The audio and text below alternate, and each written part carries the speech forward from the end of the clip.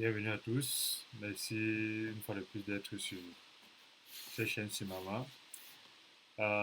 Nous avons vu précédemment quels étaient les exemples des femmes dans la Bible qui ont eu des rôles particuliers. Nous avons vu quelques-unes d'entre elles. Nous avons évoqué les autres qui étaient des femmes de foi ayant des rôles spécifiques, mais qui à aucun moment ces rôles-là n'étaient liés à diriger le peuple de Dieu. Et finalement, nous avons vu que le peuple de Dieu aujourd'hui dans l'Église, c'est un ensemble de sacrificateurs, qu'ils soient au courant ou pas, qu'ils le sachent ou pas, et que l'ensemble des hommes qu'il y a dans ce peuple-là forment l'image de Dieu. Et ce sont les seuls à être l'image de Dieu, parce que qu'on le veuille ou pas, le rôle de la femme, c'est d'être l'aide semblable à l'homme, et non autre chose. Alors, on dit de prêcher l'évangile. C'est quoi prêcher? Prêcher, en réalité, c'est annoncer la parole. Prêcher, c'est annoncer la parole, c'est faire des remontrances. Prêcher, c'est annoncer la parole, c'est de faire des remontrances. Toute femme peut prêcher l'évangile, toute femme peut annoncer l'évangile, mais lorsqu'elle le fait de façon continue, en se positionnant comme autorité au-dessus de l'homme, cela devient une abomination. Ici, l'élément majeur, ce n'est pas de prêcher, c'est de prêcher à une position spécifique.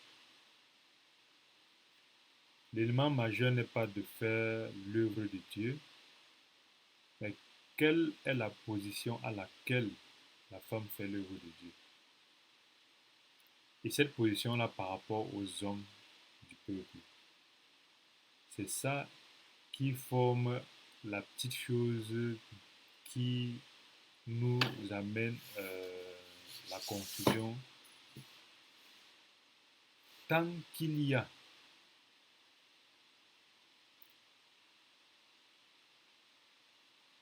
des hommes dans l'Assemblée, aucune femme ne devrait prendre autorité de façon continue sur l'Assemblée. Que ces hommes-là soient qualifiés ou pas. Parce que la femme a un rôle spécifique. Alors, prêcher n'est pas interdit à la femme, mais prendre l'autorité de façon continue dans une assemblée, c'est ça qui n'est pas biblique. Parce que l'aide ne doit pas prendre autorité sur l'image de Dieu. Nous avons vu quelle était la place de la femme spécifiquement dans Genèse. Et la femme a une place qui est extrêmement puissante. Ève a été d'abord nommée femme comme homme, ou par l'homme. Et après, Ève a reçu un nom, mère de l'humanité. Aucune chose, lorsqu'elle sort de sa place, ne garde sa valeur. La puissante valeur de la femme vient de sa place. Lorsqu'elle reste à sa place, elle reste une valeur inestimable. La femme est la mère de l'humanité, la femme est l'aide semblable à l'homme. Et c'est quelque chose que nous devons comprendre exactement la profondeur de cela. L'homme n'a pas pu vivre de façon équilibrée sans la femme. Il a vécu sans la femme, il a fait des choses sans la femme, mais la femme lui a été donnée comme un élément pour améliorer sa vie. Genèse 2 explique cela très clairement. Alors, la femme a une puissante valeur en tant que mère de l'humanité, en tant que sœur de l'homme, en tant que fille de l'homme, en tant qu'élément dont le rôle est spécifiquement d'arrondir les bords, ce que l'homme par exemple n'a pas de façon naturelle. La femme a la capacité d'amener des solutions que l'homme n'aurait pas pu imaginer par rapport à son caractère. La femme a des dons que Dieu a mis en elle pour rendre le cœur de l'homme joyeux, stable et pour amener l'homme à la raison. La femme a une compréhension plus profonde de certaines choses par rapport à l'homme. Et la femme, normalement, lorsqu'elle reste dans sa place, est un élément incontournable auprès de l'homme. Mais de façon spécifique, elle n'a pas besoin de prendre autorité sur l'homme pour avoir cette valeur-là. C'est une tromperie fait par Satan de pouvoir retirer sa puissance à la femme en la délocalisant de son lieu de pouvoir. Exactement comme il a fait avec Adam. Le lieu de pouvoir d'Adam était le jardin d'Éden. Et ce lieu de pouvoir-là mettait Adam à une position de puissance parce qu'il était connecté à Dieu. Et Satan étant l'esprit ennemi de Dieu, l'esprit opposé au plan de Dieu, il a vu que si l'homme restait dans cette position-là, son pouvoir devait rester continu. Ce qu'il a fait, il n'a pas combattu contre le pouvoir de l'homme, il a juste changé la position de l'homme. Il a retiré l'homme sous l'autorité de Dieu pour mettre l'homme à côté de Dieu pour être comme Dieu, sachant ce qui est bien et ce qui est mal. Alors que en retirant cette position, en retirant l'homme dans cette position-là, c'est vrai qu'il lui donne le droit, le pouvoir de savoir ce qui est bien et mal, mais ce pouvoir-là détruit le vrai pouvoir de l'homme, qui est celui d'étant connecté à Dieu, d'être l'autorité au-dessus de toute création et de toute créature, même les anges y compris. Alors lorsque Satan a retiré l'homme de cette position-là, l'homme a perdu son pouvoir. Quoi qu'en apparence, il a connu, il a reconnu ce qui était bien, ce qui est mauvais. Mais Dieu a, dès ce moment-là, vendu l'homme à l'autorité de Satan. Après la sortie du jardin d'Éden, l'homme a beaucoup pleuré, l'homme s'est beaucoup lamenté parce qu'il ne connaissait pas comment vivre hors du jardin. Et pendant beaucoup longtemps, Satan est venu donc pour tromper l'homme. Dieu a toujours été là pour aider l'homme en envoyant sa parole, en envoyant ses anges. Mais à un moment donné, Dieu a spécifiquement expliqué à Satan, à l'homme que il ne peut pas continuellement t'aider parce que où tu es dorénavant sous l'autorité de Satan. Parce que nous avons été très choqués de voir que chaque fois, lorsqu'ils sont sortis, Satan venait toujours tromper l'homme et chaque fois l'homme tombait. Pourquoi? Parce que justement, dorénavant, il était son maître. De même, la femme a une puissance qui se retrouve dans sa position et non dans ce qu'elle a par elle-même. Sa position, sa puissance vient du fait qu'elle soit sous l'autorité de l'homme. Sous l'autorité de l'homme, et c'est de là, c'est sous l'autorité de l'homme qu'elle a un pouvoir inestimable. Parce qu'un principe biblique est de dire, est celui de savoir que on n'a de l'autorité que si on est sous l'autorité. Aucune personne n'a de l'autorité si elle n'est pas sous l'autorité. Un président de la République a l'autorité parce il est sous l'autorité du peuple. Un préfet a l'autorité parce qu'il est sous l'autorité du gouverneur. Un sous-préfet a l'autorité parce qu'il est sous l'autorité du sous-préfet. Un enfant a de l'autorité parce qu'il est sous l'autorité de ses parents. Une femme aussi a de l'autorité si elle est sous l'autorité dès qu'elle est petite de son père, dès qu'elle est mariée de son mari, si elle est veuve sous l'autorité de l'Église. Alors, Satan est venu, il a donné quelque chose à la femme pour retirer la femme de cette position-là. Il lui a donné l'idée de toi aussi tu peux être comme l'homme. Toi aussi tu as les mêmes capacités que l'homme. Toi aussi tu as le même droit que l'homme. Toi aussi tu as la même raison que l'homme. Toi aussi tu peux faire des études comme l'homme. Tu peux travailler comme l'homme.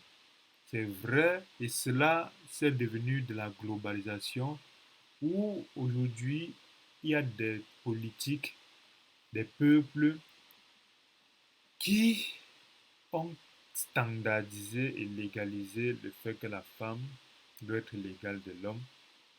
Et dans les éducations des médias, nous avons laissé croire ça à nos sœurs, à nos mères, à nos petites sœurs. Et c'est cela qui crée la décrépitude de la société parce que à la place que devait prendre la femme a été désertée parce qu'elle est en train de combattre pour être l'égale de l'homme. C'est pourquoi aujourd'hui on a toutes ces choses-là et on se dit mais pourquoi les choses ne marchent pas? Et c'est cette mentalité qui est revenue donc être imposée dans l'Église parce que l'Église a la fâcheuse tendance de mimer ce qui se passe dans la société. C'est pourquoi donc elles se disent qu'elles peuvent diriger les assemblées comme les hommes. Une femme n'a de valeur que si elle est sous l'autorité d'un homme. Pour nos sœurs qui ne sont pas mariées, on ne parle pas forcément d'un mari. On parle de, autour de nous, Dieu a forcément mis l'autorité d'un homme ou d'un groupe d'hommes sous laquelle toute femme étant magnifie son pouvoir, magnifie sa puissance. Et nos sœurs doivent donc intégrer cela et savoir que c'est elles qui peuvent sauver la société. Parce que si la société a un quelconque problème, c'est sûrement à cause des hommes qui ont été blessés parce qu'il n'y avait pas de femmes pour les encadrer. Les frustrations des enfants créent des hommes penchés quand ils sont grands. Et ces hommes penchés-là créent d'autres problèmes. Et ces frustrations des enfants viennent du fait qu'à un moment donné, il n'y a pas eu de femmes pour les encadrer. Soit leur mère, elle aussi, n'a pas pu les encadrer parce que soit elle ne connaissait pas,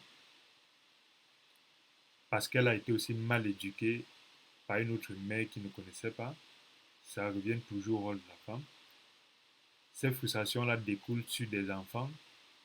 Soit elle a été mal éduquée par un système d'une mère qui se dit je n'ai pas besoin d'homme pour éduquer mon enfant et elle se retrouve en train de penser qu'elle peut éduquer son enfant.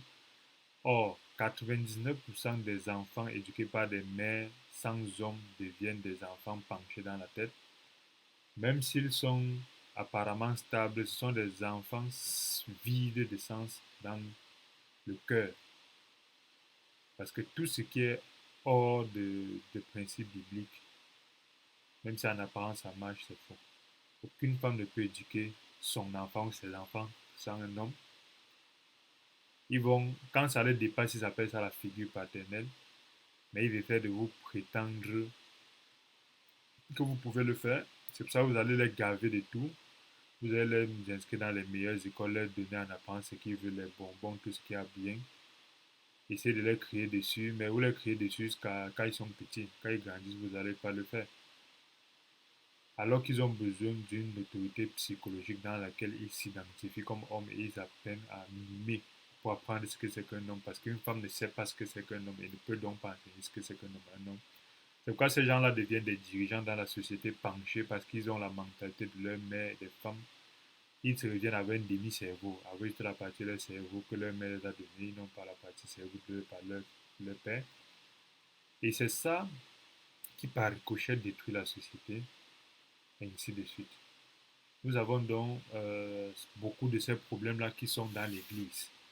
C'est pourquoi Dieu a mis exactement une hiérarchie dans l'Église.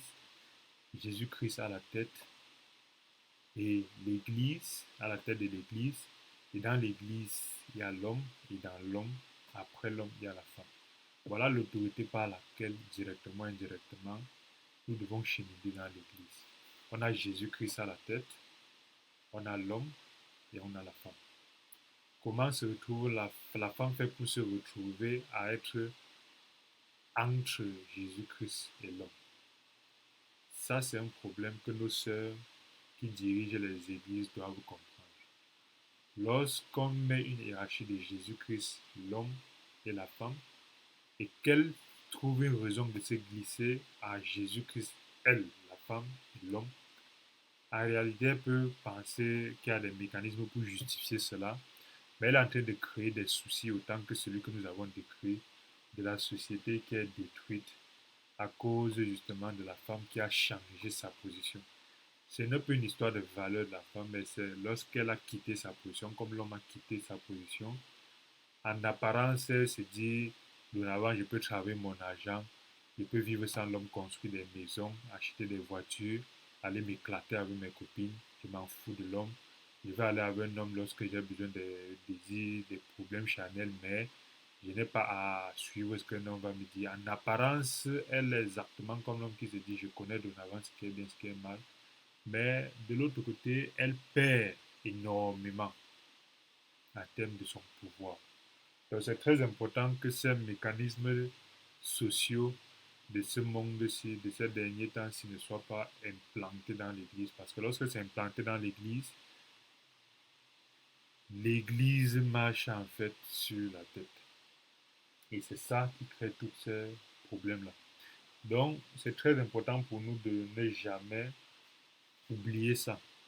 La puissance de la femme n'est pas tirée de son égalité avec l'homme, mais la puissance de la femme est tirée de sa position qui est sous l'autorité de l'homme.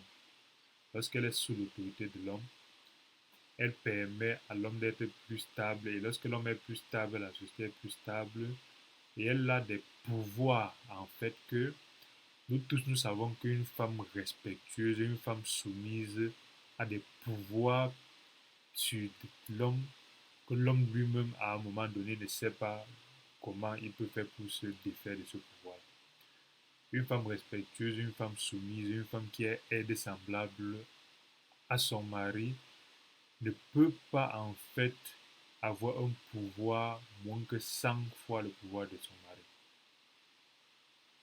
Parce que lorsque la femme reste à sa place, son mari lui donne une certaine valeur inestimable. Lorsqu'elle ne reçoit pas cette valeur, c'est parce qu'à un moment donné, elle a quitté sa place pour prendre la place de son mari et c'est pour ça que les choses marchent à l'opposé de ce qui devait être fait. De même, la femme dans l'église a un rôle spécifique. Elle est une enseignante des autres femmes. Elle est, elle est là pour encadrer les autres femmes, les autres sœurs, les enfants. Elle est là pour stabiliser l'église. Elle est là pour donner des solutions, pour assister l'église. Elle est là pour remplir son ministère. Parce qu'une femme peut avoir exactement les ministères que nous avons dans Éphésiens 4:11, qui sont les ministères d'apôtre, mais si elle est apôtre, elle doit être avec son mari et elle ne doit donc pas être sur son mari. Une femme peut accompagner son mari dans le ministère d'apôtre, comme nous l'avons vu avec Priscille et Aquilas. Une femme peut aller à l'évangélisation pour prêcher l'évangile, mais pas diriger. Parce que nous avons vu la Samaritaine, la femme samaritaine, elle a prêché l'évangile. Une femme peut être au-delà de assister le rôle d'apostolat de son mari. Une femme peut être évangéliste, mais toujours sous l'autorité de son mari. Une femme peut prophétiser, toujours en restant à sa place. Une femme peut enseigner, mais pas de façon continue au point de diriger de façon continue les hommes. Une femme, nous n'avons pas d'exemple de femme pasteur, parce que le pasteur est un rôle cérémonial. Et ce rôle cérémonial-là est dévolu aux hommes. Quand nous regardons dans la Bible, dans le livre des Lévites, dans le livre qui établit les Lévites, dans Exode, Nombre, Lévitique, Deutéronome, nous voyons que selon l'ordre imparfait des Lévites, la femme n'avait pas droit à entrer et a fait le service dans le tabernacle. Et même plus tard dans le temple, elle n'avait pas le droit de faire le service. Et cet ordre imparfait-là est moins puissant que l'ordre de Melchisedec, dans lequel elle n'a donc pas le droit de diriger les sacrificateurs, qui sont sur un ordre plus excellent, comme Hébreu le dit, qui est l'ordre excellent de Melchisedec. Alors, lorsqu'on regarde au niveau des apôtres, parmi les 12, il n'y avait pas de femmes.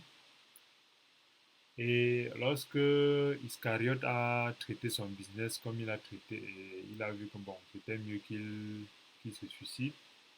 Lorsqu'on a cherché à remplacer le 12e apôtre, qui en réalité était Paul, selon l'esprit, mais les hommes, selon leur entendement, ils ont choisi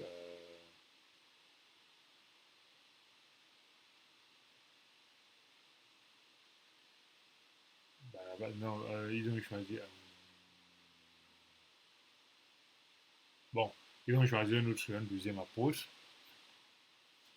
En réalité, Marie de Magdala était là.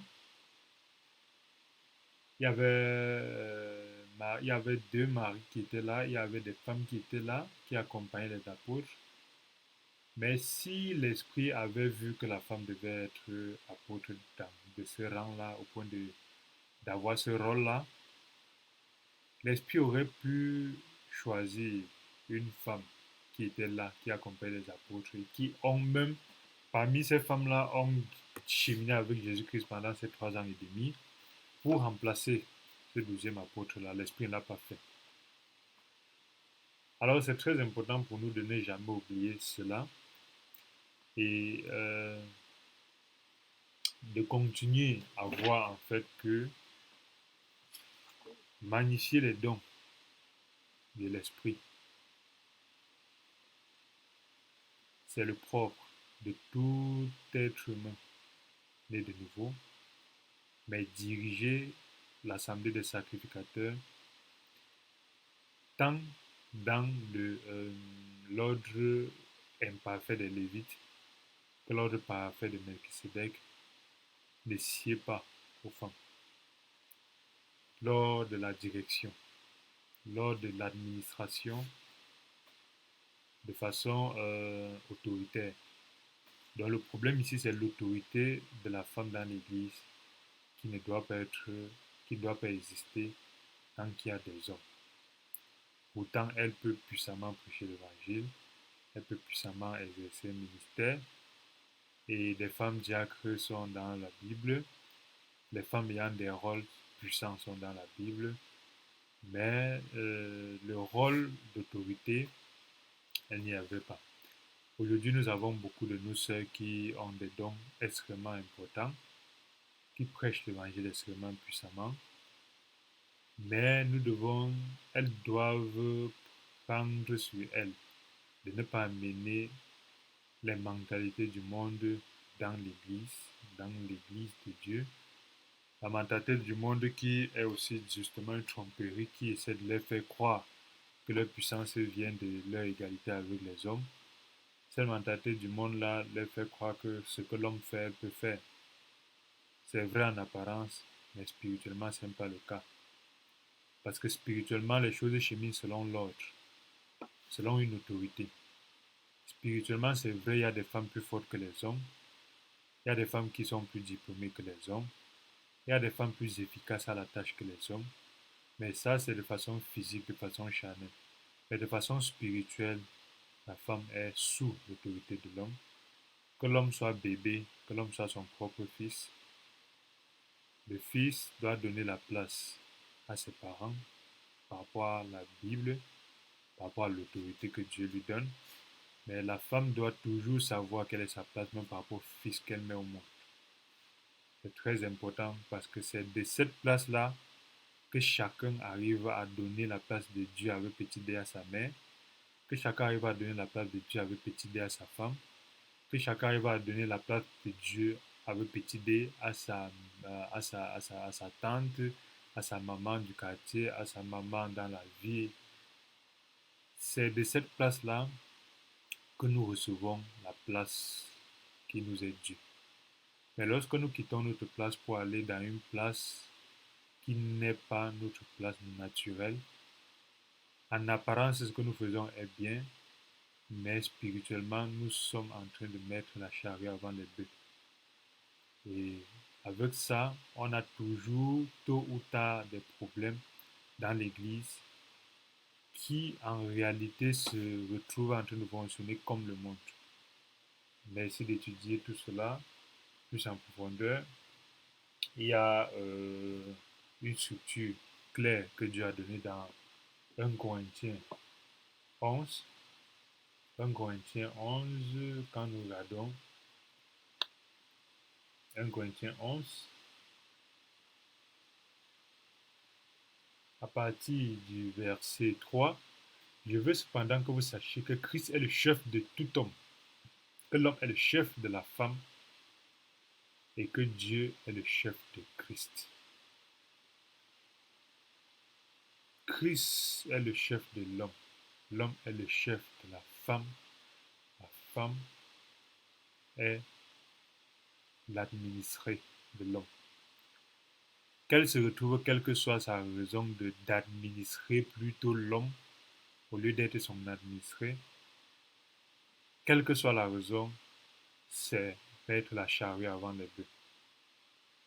Et tout homme qui pense qu'il doit négliger avec la femme est en fait en train de détruire sa propre structure, son propre pouvoir. Parce qu'il n'est jamais bibliquement pensable qu'un homme puisse mépriser la valeur d'une femme ou qu'un homme puisse minimiser la puissance d'une femme, qu'un homme puisse laisser ses penchants naturels lui faire déranger une femme, mais cette autorité-là donne à l'homme des responsabilités qui poussent chaque homme à traiter les femmes qui sont en dessous de lui comme des fleurs, comme des personnes ayant besoin d'attention, de douceur. Et cela doit être appris par tout homme, à traiter la femme comme la fleur qu'elle est. Et c'est cela qui permet à la société d'être structurée. La force qui est adoucie par la douceur et la douceur qui est fortifiée par la force. Et cette structure que Dieu donne est claire, et quand il continue au verset 4, il dit: tout homme qui prie et qui prophétise la tête couverte déshonore son chef, qui en fait est Christ. C'est pourquoi on dit de ne pas s'approcher de Dieu avec le chapeau. Toute femme, au contraire, qui prie ou qui prophétise la tête non voilée, donc elle prie parce qu'elle a de la puissance dans l'évangile. Elle prophétise aussi parce qu'elle a un ministère, un don, mais la tête doit être voilée, sinon elle déshonore son chef, qui est en fait l'homme. Car si la femme n'est pas voilée, qu'elle se coupe aussi les cheveux. Or, s'il est honteux pour une femme d'avoir les cheveux coupés, d'être qu'elle se voile, ainsi de suite. Et le verset 8 dit: en effet, l'homme n'a pas été tiré de la femme, mais la femme a été tirée de l'homme. L'homme n'a pas été créé à cause de la femme, mais la femme a été créée à cause de l'homme. C'est cela qui nous permet de dire à nos sœurs qui prennent autorité devant les hommes, de dire: vous êtes en train de faire quelque chose qui vient peut-être d'une certaine ignorance ou d'un certain désir de vouloir être l'égal de l'homme, ou d'un certain désir que vous a donné le monde d'aujourd'hui de penser que vous pouvez vous en sortir par vous-même, mais c'est faux. Vous ne pouvez pas vous en sortir par vous-même. Il n'y en a eu jamais de femme qui s'en est en sortie par elle-même. Celles qui vous prétendent le contraire, je pense que humainement, même en faisant fi de la parole de Dieu, humainement, ça n'existe pas parce que c'est bien beau de prétendre à Mondo Vision qu'on s'en sort sans l'homme, mais au fond de notre cœur, nous connaissons quel est leur témoignage. Alors, nous qui croyons à la parole de Dieu, c'est très important pour nous de cheminer selon les canevas de Dieu. Mais aussi d'étudier encore plus en profondeur ce thème et de regarder quelles sont les puissances que Dieu a mis au fil des siècles, depuis Ève jusqu'à aujourd'hui, sur la femme. Et cette puissance-là permet à la femme d'avoir une certaine grande force d'emprise sur l'homme, sur l'humanité entièrement. Et Satan qui veut que nos sœurs quittent leur position, qui est en réalité d'être sous l'autorité de l'homme.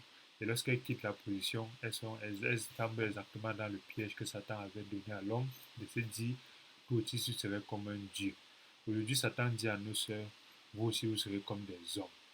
Et lorsqu'on a subi cette tromperie-là, nous avons vu la conséquence.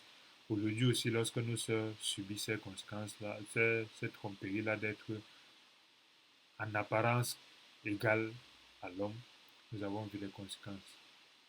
Et dans l'Église, ces choses-là ne doivent pas exister. Et dans l'Église, ces choses-là doivent être faites selon la structure et l'autorité que Dieu a donnée. Merci d'avoir été avec nous. N'oubliez pas de vous abonner et de cliquer sur la cloche de notification, de partager aussi la vidéo.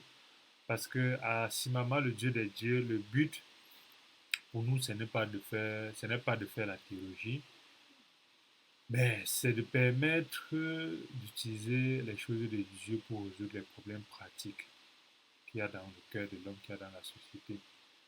Nous étudions les thèmes spécifiques sans prétendre avoir la science infuse, mais pour tous ceux qui étudient avec nous, peuvent avoir toujours l'assurance qu'en méditant plus dans la Bible sur ces éléments dont nous présentons, ils peuvent avoir plus, comprendre quelle est la profondeur, la hauteur et la largeur de ce Dieu-là qui est grand, le Dieu des dieux.